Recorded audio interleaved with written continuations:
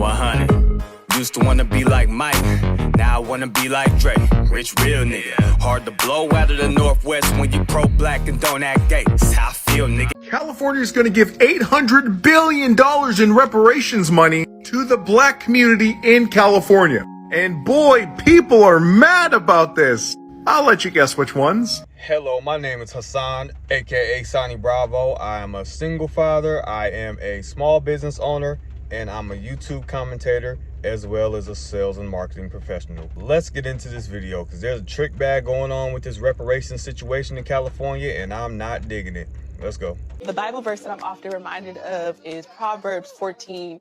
So that is, fools mock at reparation, but amongst the upright there is favor. What does that mean to you? To me, that means that reparations is not a new concept. It's something that all communities are owed if they have suffered from gross human rights violations. So you've traced your ancestors back to slavery? Yes, on my father's side. An attorney with expertise in international reparations. Moore walked us through the task force's draft report, starting with a history lesson about California, a free state when it entered the Union in 1850. A lot of people don't know that there were over 2,500 enslaved black people in the state of California. Men and women brought west by Southerners during the gold rush and forced to work in the mines. Why do you think that black Californians should receive reparations? We're owed reparations for the debt owed from slavery due to the broken promise of Reconstruction in this country and the lingering badges and incidents or systemic discrimination that African Americans still face today. Now that was a very succinct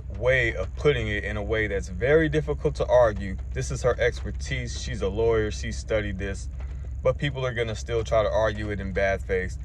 I'm gonna let the video continue.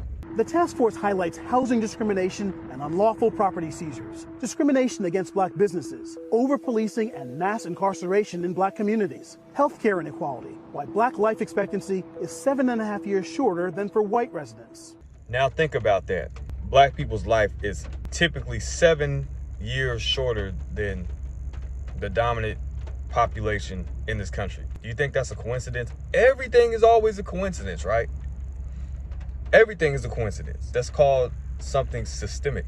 Based on that gap and economic modeling, the task force estimates a health reparation payment of about $13,000 per year, or $966,921 for a 71-year-old lifelong resident. The task force recommends that any black Californian who can trace their ancestry to an enslaved or free black person living in the U.S. before 1900 should be eligible, about 2 million people. The final report also may include a California residency requirement. The numbers are just massive.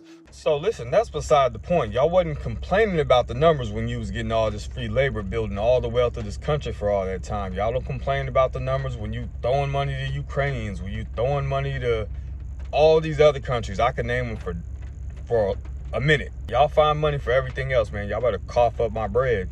Y'all better run me my check. And I ain't even a California resident, but it's gonna come here. I'm in Seattle. It's coming. It's coming. Trust me, it's coming. And the harm is massive. And so the solution has to be massive as well. We've all gone to college. We own homes. We attend church. We help our community. And for that reason, people would say, why are you entitled to reparations? You've made it. It's not because of, it's in spite of what was done to us. You have to be resilient. We've always had to be resilient. We've always had to start from scratch. We don't deny them their history. I mean, their story is very unique and it holds a very prominent place in Hayward. Our issue, again, is from a very practical side. It's the taxpayer money. When my husband and I got married, we got married young. We had nothing but a mattress and a chair. That was it. So here's my problem with that argument. There is no majority militarily backed population actively and passively sabotaging your community's progress at every turn. All you got to do is work hard. That's all you got to do. And to be honest, I don't even really care that much about trying to convince them, because a lot of the time when white people have these talking points like that against reparations, their mind is made up and they don't really care about the logic of your argument. It's pretty much, it's my stuff and I don't want you to have it. I care about what y'all think. I just want to make the points for argument's sake, so y'all have strong points to stand on when people try to shame you for us wanting what's owed to us. Now, rich people are suggesting that Enslaved black people never made the country that much money. One statistic said that just in 1860, it made the country $4 billion, just that 1 year alone. But unfortunately, it's only going to cut a minimum of $360,000 in checks. That's it. My bro from Uganda sent me this video, and this guy's about to break down exactly what that means compensation-wise compared to what we were supposed to get. Hey, how much does 40 acres and a mule cost today? Well, if we give it to all black people, $6.4 trillion. And they're arguing about $360,000? They're still getting taken advantage of. That is 1/8 the cost that they were guaranteed at the end of the Civil War. And you know what else? It's taxed. So it's not truly $360,000. They're only going to get $213,000 of that. And people are saying, well, my Irish family or my Swedish family or my German family built this. Where's my reparations?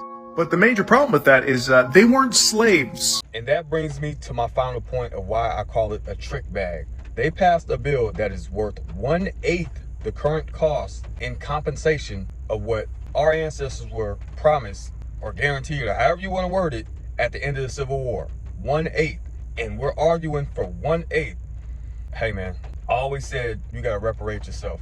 I mean, if that's what it's gonna be, and there ain't no other way to keep going and, you know, get a higher number, then I mean, I guess take it. It's better than nothing, but get to the grind, find a way to make that work for you to get what we really owed. I mean, I never expected this country to give us anything in the first place, so it is what it is. But let me know what y'all think, man. Sani Bravo, Action Over Talk. I'm gonna holler at y'all next time. Subscribe, hit the bell, do all that YouTube stuff.